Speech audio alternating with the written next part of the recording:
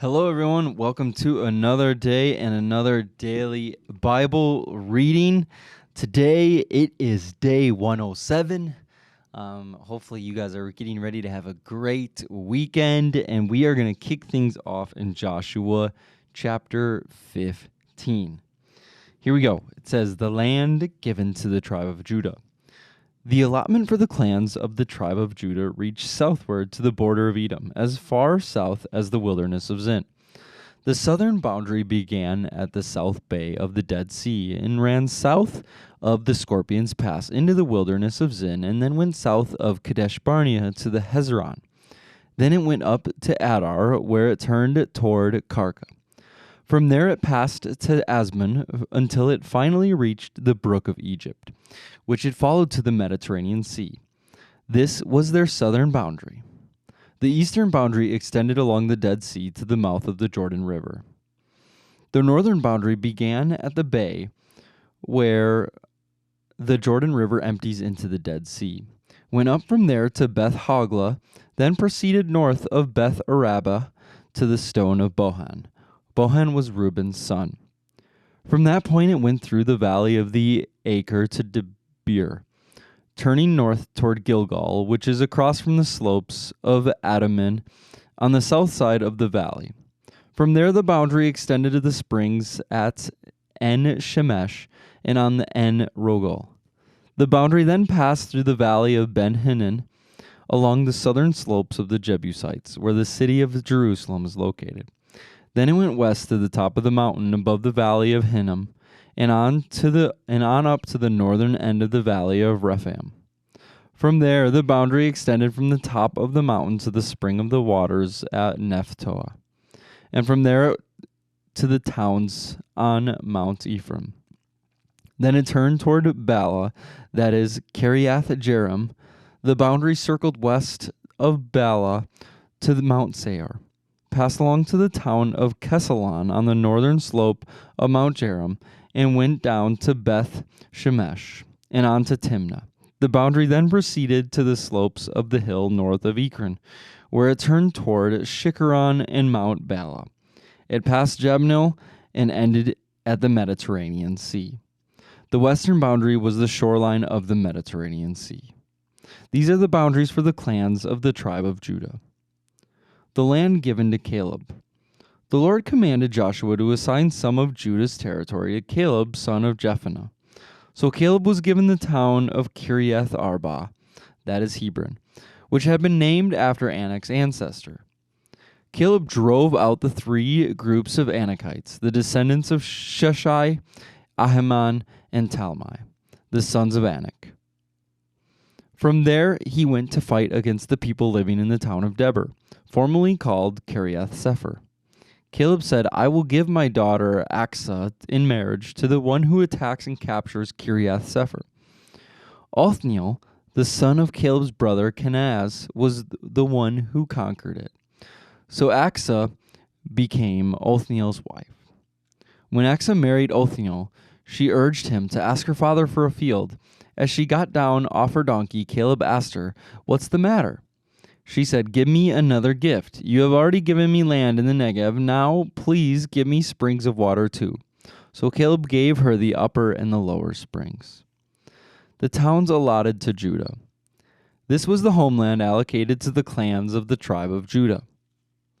The towns of Judah situated along the borders of Edom in the extreme south were Kabzeel, Eder, Jagur, Kinnah, Dimonah, Adabad, Kadesh, Hazor, Ithnan, Ziph, Telem, Baaloth, Hazar Hadatah, Kiriath Hezron, that is Hazor, Amam, Shema, Melodah, Hazar Gadesh, Heshmon, Beth Pelah, Hazar Shual, Beersheba, Biziathia, Bela, Yim, Ezem, Eltolad, Kessel, Hormah, Ziklag, Madmannah, Sansama, Leboath, Shalom, Aim, and Rimmon.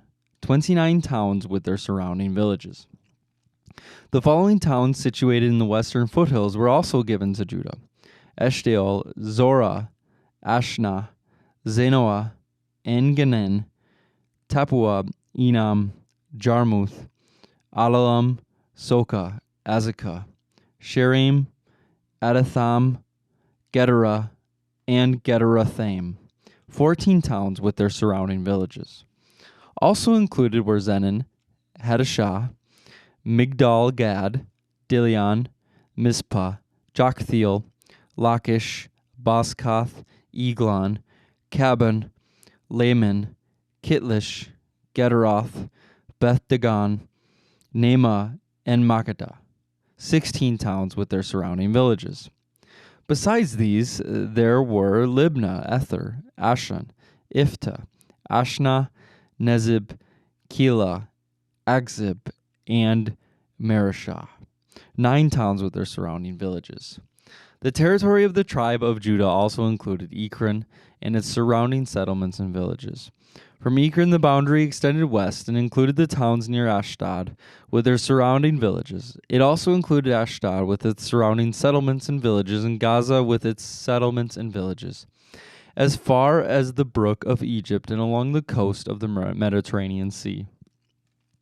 Judah also received the following towns in the hill country: Shamir, Jatir, Soka, Dana, Kiriath Sinai, that is Debir, Anab, Eshtemoa, Anim, Goshen, Holon, and Gilo, 11 towns with their surrounding villages.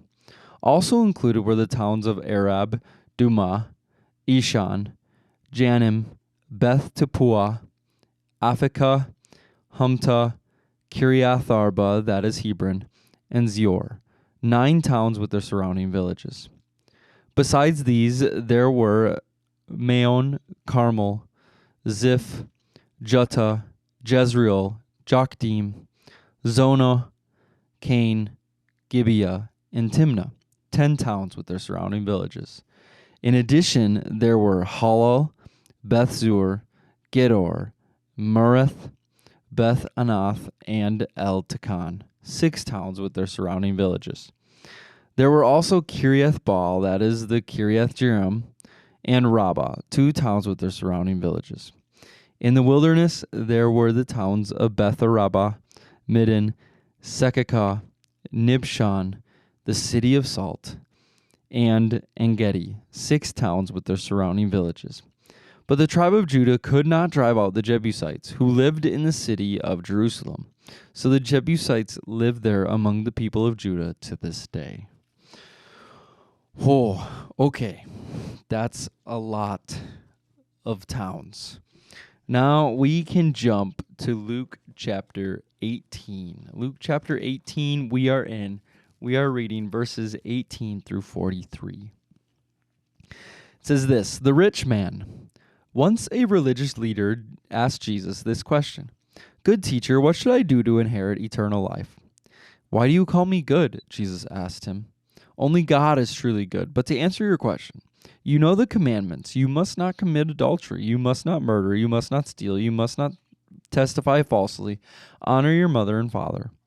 The man replied, "I've obeyed all these commandments since I was young." Then when Jesus heard his answer, he said, "There is still one thing you haven't done. Sell all your possessions and give the money to the poor, and you will have treasure in heaven. Then come and follow me." But when the man heard this, he became very sad, for he was very rich. And when Jesus saw this, he said, "How hard it is for the rich to enter the kingdom of God. In fact, it is easier for a camel to go through the eye of a needle than for the rich person to enter the kingdom of God." Those who heard this said, "Then who in the world can be saved?" And he replied, "What is impossible for people is possible with God." Peter said, "We've left our homes to follow you."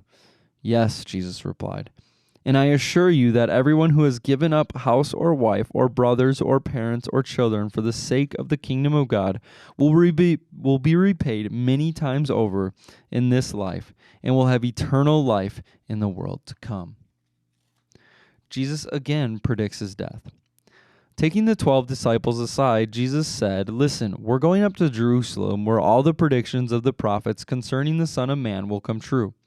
He will be handed over to the Romans, and he will be mocked, treated shamefully and spit upon. They will flog him with a whip and kill him, but on the third day he will rise again." But they didn't understand any of this. The significance of his word was hidden from them, and they failed to grasp what he was talking about.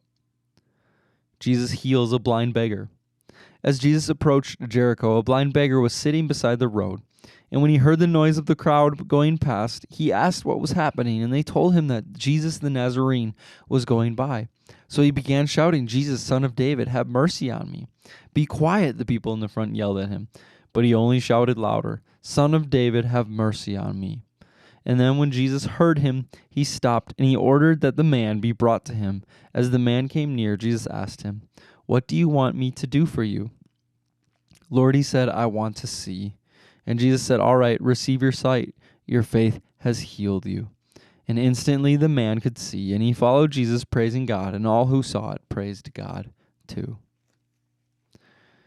All right, let's jump over to Psalm chapter 86, verses 1 through 17. A prayer of David. Bend down, O Lord, and hear my prayer. Answer me, for I need your help. Protect me, for I am devoted to you. Save me, for I serve you and trust you. You are my God. Be merciful to me, O Lord, for I am calling on you constantly. Give me happiness, O Lord, for I give myself to you. O Lord, you are so good, so ready to forgive, so full of unfailing love for all who ask for your help. Listen closely to my prayer, O Lord. Hear my urgent cry. I will call to you whenever I am in trouble, and you will answer me. No pagan god is like you, O Lord. None can do what you do. All the nations you made will come and bow before you, Lord. They will praise your holy name, for you are great and perform wonderful deeds. You alone are God. Teach me your ways, O Lord, that I may live according to your truth. Grant me purity of heart, so that I may honor you. With all my heart I will praise you, O Lord my God. I will give glory to your name forever. For your love for me is great. You have rescued me from the depths of death. O God, insolent people rise up against me. A violent gang is trying to kill me. You mean nothing to them. But you, O Lord, are a God of compassion and mercy, slow to get angry and filled with unfailing love and faithfulness. Look down and have mercy on me. Give me your strength to your servant. Save me, the son of your servant. Send me a son of your favor. Then those who hate me will be put to shame. For you, O Lord, help and comfort me. That was Psalms 86. And last but not least, we have Proverbs Chapter 13, verses 9 through 10. It says, "The life of the godly is full of light and joy, but the light of the wicked will be snuffed out. Pride leads to conflict. Those who take advice are wise." And then we close with our quote of the day for April 17th. It says this: "All or nothing." If you have heard Jesus Christ's voice on the waves of the sea, you can let your convictions and your consistency take care of themselves by concentrating on maintaining your intimate relationship to Him. When Simon Peter heard that it was the Lord, he put on his outer garment and plunged into the sea. John 21:7. I'll read that once again just so we can, I think this is a good one for us to reflect on here this morning or whenever you're listening to this. It says, if you have heard Jesus Christ's voice on the waves of the sea, you can let your convictions and your consistency take care of themselves by concentrating on maintaining your intimate relationship to Him. Then it talks about Simon Peter in John 21. Heard that it was the Lord, and he put on his outer garment, and he plunged into the sea. So, if we've heard the voice of the Lord, if we've heard Jesus, the Holy Spirit speak to us, then that is like the greatest reward. That is the greatest depth of relationship that we can have. And I believe what Oswald Chambers is saying here, he's saying, the consistency that we have with God, the convictions, our struggle with sin, our struggle in this life, those things can take care of themselves if we focus on doing exactly what Simon Peter did here in John 21. If we focus on getting up and jumping into the sea at the sound of the Lord's voice, if we focus on diving into and concentrating on maintaining that intimate relationship with the Lord, if that is our primary focus, if that's what we strive for each and every day, all of those things that we constantly try to fix or we constantly try to get better at, those things will take care of themselves because we are growing in intimacy with the Lord. And I love that word intimacy because nothing is greater than intimacy with God. So, Father, we just pray that you will continue to move us forward closer to your heart, closer to you, Lord, that we can have an intimate relationship with your presence. Father, we want more of you in our lives, more of you in our hearts, more of you in our minds, more of you in our souls. Father, we invite you in. Father, we ask that you come and you have your way in us. Jesus, we love you. And just as Simon Peter jumped into the sea at the sound of the Lord's voice, Father, we jump into your arms and jump into your presence, Lord, and we say we want more. So thank you, Jesus, and it's in your name we pray. Amen. All right, everybody, have a wonderful Saturday, and we will see you tomorrow.